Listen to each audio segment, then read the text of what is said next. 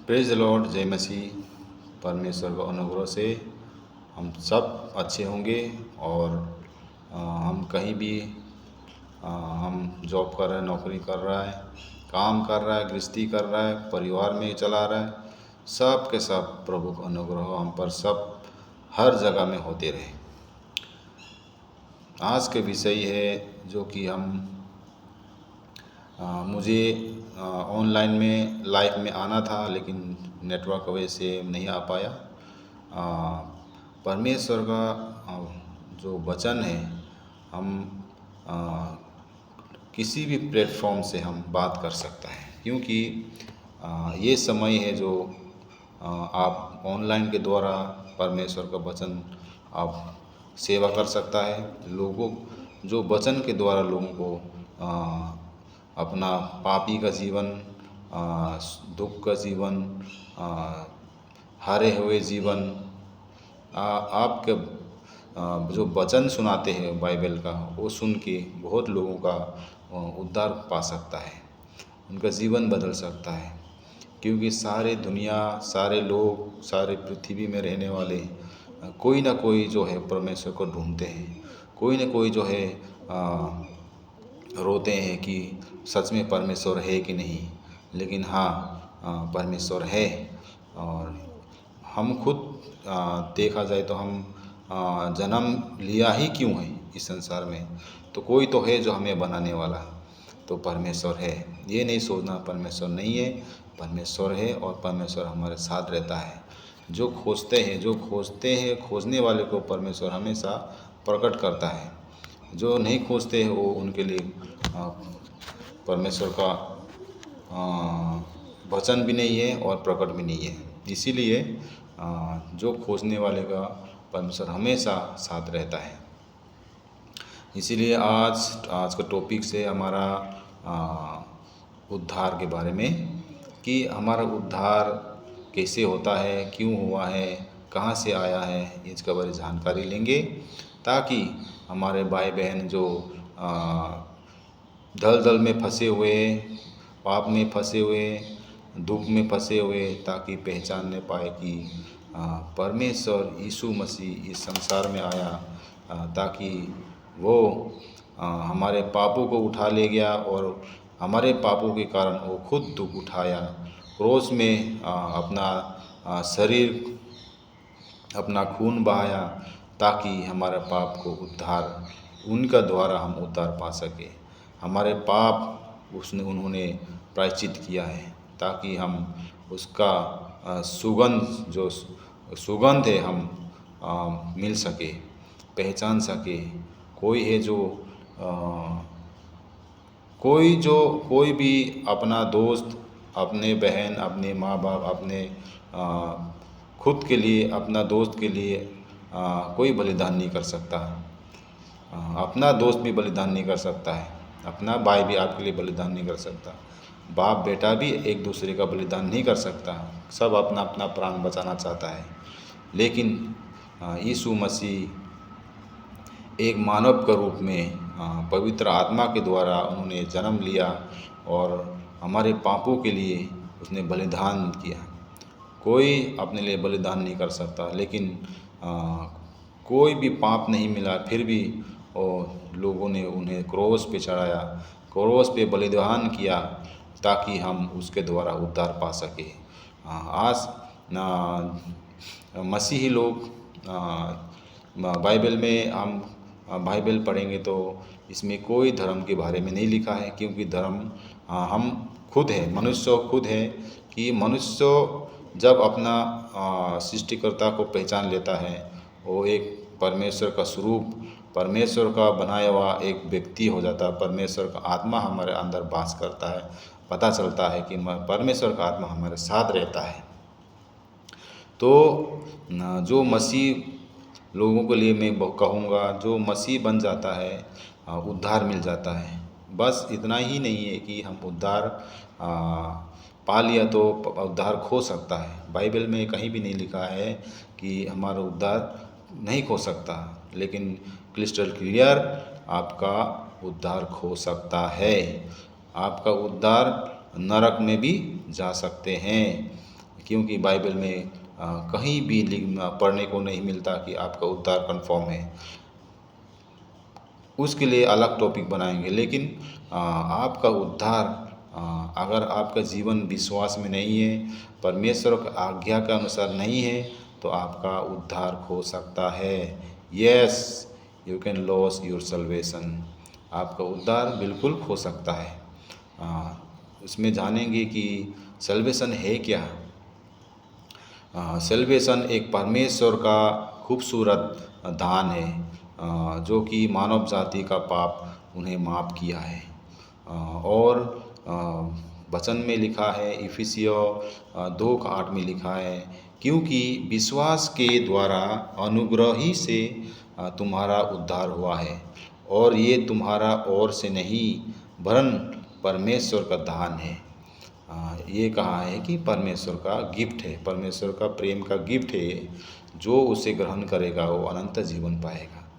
और रोमियो 8 का 34, 35, 39 में आप पढ़ेंगे तो हम मसीह में जीने के बाद हमारा उद्धार हो जाता है। और उद्धार के साथ हम क्या करना चाहिए? अगर हम विश्वास में जीते हैं, परमेश्वर के वचनों में चलते हैं, तो रोमियो का 8 में 34 में क्या लिखा है?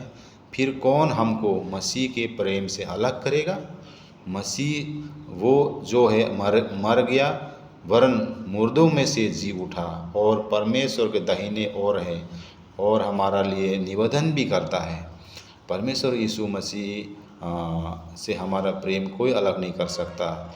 जब उसका परमेश्वर का प्रेम, उसका आज्ञा पालन करते हैं, उसका वचनों में चलते हैं, तो कोई भी आपको कोई भी संकट आने दो, कोई भी परेशानी आने दो, कोई भी रोग आने दो, कोई भी क्लेश आने दो, अगर आप परमेश्वर में मजबूत है, परमेश्वर में लगाम है, परमेश्वर वचनों में आप चलते हैं, परमेश्वर का आज्ञा के अनुसार आप आगे बढ़ते हैं, तो आपका निश्चय उद्धार कन्फर्म है। कोई भी आपको अलग नहीं कर सकेगा। तो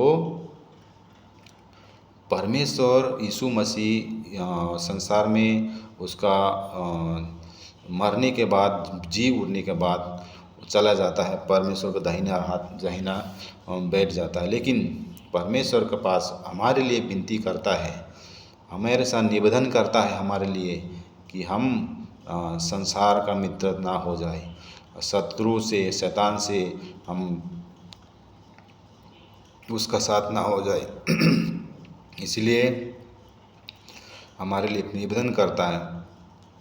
तो हम भी एक बेटा बेटी होने के बाद परमेश्वर का उसका काम, उसके कार्य के साथ आगे बढ़ना है। तब हमारा कोई भी उपद्रव, कोई भी संकल्प, कोई भी परेशानी, कोई भी हैरेसमेंट, कोई भी लड़ाई झगड़ा होने से भी आप मजबूत हो सकता है। कैसे मजबूत हो सकता है? आपका विश्वास, आपकी प्रार्थना, आपका संगति वो कैसे है, उसी में आपका सेल्वेशन को कैसे मजबूत बनाना है आपके ऊपर निर्भर करता है। तो यह है सल्वेशन। सल्वेशन देने वाला कौन है? इसमें जो सल्वेशन देने वाला है, परमेश्वर का एक योजना के तहत ये अनुसार दिया है।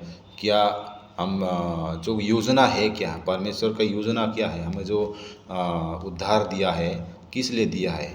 इसलिए दिया है जो परमेश्वर का एक अच्छा संतान चाहिए, एक अच्छा व्यक्ति चाहिए, अच्छा पुत्र चाहिए, अच्छा पुत्री चाहिए, ताकि पवित्र बनकर परमेश्वर को सेवा करें और उसका राज्य को बढ़ा सके, संगति में बढ़े और परमेश्वर का कलीसिया बन सके और यीशु का दुल्हन बनकर जीवन बिता सके। तो परमेश्वर इसलिए दान दिया है ताकि हम परमेश्वर का काम कर सके, परमेश्वर का योजना हम जान सके, परमेश्वर का योजना का तहत हम आगे बढ़ सके। परमेश्वर का ये दान दिया इसलिए। और दान पाने वाला कौन है? दान पाने वाला है, हम मसीह तो बन गया, मसीह बनने के बाद हम प्रभु में एक बीज बोने वाला, जो बीज बोने वाला कैसे बोया? बीज बोने वाला मत्ती चैप्टर 13 मत्ती 13 का वहाँ 1 से पढ़ेंगे तो आपको पढ़ने को मिलेगा, बीज बोने वाला निकले खेत में, और बीज एक अच्छा जगह में बीज गिरा, एक पथरीली में गिरा, एक झाड़ी में गिरा, एक किनारे में गिर जाता है। उसमें आपको उदाहरण मिल जाएगा। यीशु मसीह ने उदाहरण बताया। तो आप लोग के पास बाइबल होगा तो बाद में पढ़िएगा, मत्थियो चैप्टर 13 वर्स 1 से लेकर लास्ट तक पढ़ना, कि मसीह तो बन गया, उद्धार पा लिया, लेकिन हमारा उद्धार हम कैसे पकड़ के चल रहा है? पथरीले में पथरीली के हिसाब से, या किनारा के हिसाब से, या जंगली के हिसाब से। लेकिन जो अच्छा बीज, जो अच्छा जगह में बीज गिरा है, वो परमेश्वर का राज्य में प्रवेश करेंगे। हमारा सेल्वेशन एक ही जगह में, जो स्वर्ग में है, हमें पहुंचाएंगे। तो बीज बोने का दृष्टांत हम सीखना है, ताकि हमारा विश्वास जो अधूरा ना हो। हम थोड़ा सा क्लेश होता तो डर जाता है, थोड़ा सा गालियाँ देते, थोड़ा सा परेशानी आता तो हम डर जाते हैं। आज के दुनिया में बहुत कुछ क्लेश हो चुका है, लड़ाई दंगा हो रहा है, देश देश लड़ाई हो रहा है, युद्ध हो रहा है। उससे आप नहीं घबराना है, हम नहीं घबराना है। हम परमेश्वर का वचनों के साथ चलना है, विश्वास में रहना है, प्रार्थना में रहना है, और वचन में रहना है, संगति करना है, परिवार में प्रार्थना के साथ जीवन बिताना है। चुगलीबाजी, लड़ाई झगड़ा, नशा, ये सब चीज़ नहीं करना है। आपका सेल्वेशन पक्का करना है तो खुद बाइबल पढ़ना है, बाइबल के साथ आप चलना है। तब आप परमेश्वर का जो दिया दान है, जो सेल्वेशन है, उद्धार है, आपको सुरक्षित रखेगा। नहीं तो आपका उद्धार व्यर्थ में हो जाएगा। और इसमें एक चीज़ हम पढ़ने को मिलेगा, अगर हम उद्धार पाने वालों को क्या हो सकता है, और जो उद्धार नहीं मिला, जो परमेश्वर को नहीं पहचानता है, उनके लिए भी एक वचन है, 1 पीतर 4 का 17, 18, 19। 1 पीटर चैप्टर 4 वर्स 17, 18, 19। इसमें लिखा है, क्योंकि वो समय आ पहुंचा है कि पहले परमेश्वर के लोगों का न्याय किया जाए, और जबकि न्याय का आरंभ हम ही से होगा, तो उनका क्या अंत होगा जो परमेश्वर के सुसमाचार को नहीं मानते। देखिए, हम सेल्वेशन तो पा लिया, पाने के बाद हम संसार में रहकर क्या हमने किया, क्या काम किया, परमेश्वर का जो योजना था वो हमने क्या फॉलो किया, हमने क्या काम किया परमेश्वर के लिए, तो हमारे ही से आरंभ करेगा, हमारे ही से आरंभ करेगा। और जो परमेश्वर को नहीं मानते, परमेश्वर को नहीं जानते, जो सुसमाचार जो बाइबल का हम प्रचार करते हैं, जो नहीं मानते हैं, उनके लिए क्या होगा। 18 में क्या लिखा है, और यदि धर्मी व्यक्ति ही कठिनाई से उद्धार पाएगा। देखिए, अब ये क्या आ गया, पहले हम उद्धार के बारे में सीखा, क्या हमारा उद्धार हो सकता है? ज़रूर हो सकता है, अगर हम वचनों में नहीं चलते हैं। तो लास्ट में यह आया है, और यदि धर्मी व्यक्ति ही कठिनाई से उद्धार पाएगा। देखिए, बहुत कठिन है परमेश्वर को वचन में चलने के लिए, परमेश्वर आज्ञा में पालन करने के लिए। अगर आप शुरू कर देता है, आप कठिनाई में रह के गरीबी जीवन बिता रहे हो, आप कोई भी आप स्ट्रगल कर रहा है, लेकिन आप वचन में हैं, तो आपका उद्धार पक्का है। अगर नहीं है तो आपका कठिनाई जो आएगा वो आपके लिए भी व्यर्थ हो जाएगा। जो इतना सालों से आप प्रभु में बना है, क्रिश्चियन बना है, यीशु मसीह को फॉलो किया है, वो व्यर्थ हो जाएगा। और यदि धर्मी व्यक्ति ही कठिनाई से उद्धार पाएगा, तो भक्तिहीन और पापी का क्या ठिकाना है। इनका तो कोई मतलब नहीं है, क्योंकि उन लोगों ने एक स्वीकार नहीं किया यीशु मसीह को। प्रभु यीशु मसीह जो संसार में आया, क्यों आया? हमारे पापों के लिए, उद्धार देने के लिए। जो उद्धार जिसने पाया हुआ ही कठिनाई से उद्धार मिलेगा, तो इनका जो विश्वास नहीं करते हैं, पाप का जीवन जीते हैं, उनके लिए तो कोई ठिकाना नहीं है। इसलिए 19 में लिखा है, इसलिए जो परमेश्वर की इच्छा के अनुसार दुख उठाते हुए वे भलाई करते हुए अपने अपने प्रेम को विश्वास युक्त सृजनहार के हाथ में सौंप दे। देखिए कितना सुंदर वर्ड है। इसीलिए अपना जो उद्धार परमेश्वर ने जो दान दिया है उसी के साथ दुख उठाते हुए भलाई करते हुए नम्रता के साथ अपना अपना प्रेम को अपना अपना आदर्श को विश्वास में बढ़ा के समर्पित करना है, प्रभु का हाथ में छोड़ना। प्रभु आपका हाथ में है, जो होगा आपके हाथ में है कहकर जीवन बिताना है। आज इतना ही है। हमारे सल्वेशन कोई स्थिर नहीं है। अगर आप स्थिर नहीं है तो आपका आने वाला समय में जब दूसरा आगमन यीशु मसीह फिर से आएंगे, बाइबल में लिखा है मैं तुम्हें लेने आऊँगा। इसका मतलब फिर से आएंगे इस पृथ्वी पर अपने लोगों को, अपने कलीसिया को, अपना देह को लेने के लिए आएंगे। कौन कौन जाएंगे? जो सल्वेशन को मजबूती से बना के रखा, जो सल्वेशन को अपने विचारों से, अपना आज्ञाओं के साथ पालन किए है, उन्हीं लोग प्रभु के साथ जाएंगे। संसार में रह के बहुत सा कठिन है। अगर आप जीना है तो संसार को भी देखना है, स्वर्ग में भी देखना है, प्रभु का आज्ञा भी मानना है। कठिन तो है, लेकिन वो कठिनाई के साथ साथ परमेश्वर का आज्ञा पालन करना है। कुछ भी हो, आप प्रभु का विश्वास में बने रहना है, प्रभु में आज्ञा के साथ चलना है।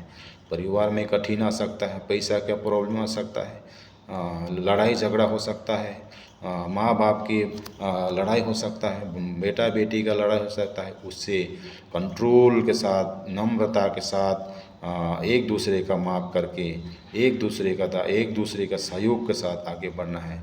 गलतियाँ होती है, गलतियों को सुधारना है। आने वाला समय में बहुत कुछ क्लेश होने वाला है, बहुत संकट आने वाला है। इसीलिए वो संकट के समय भी आप मजबूती से बना रहना है।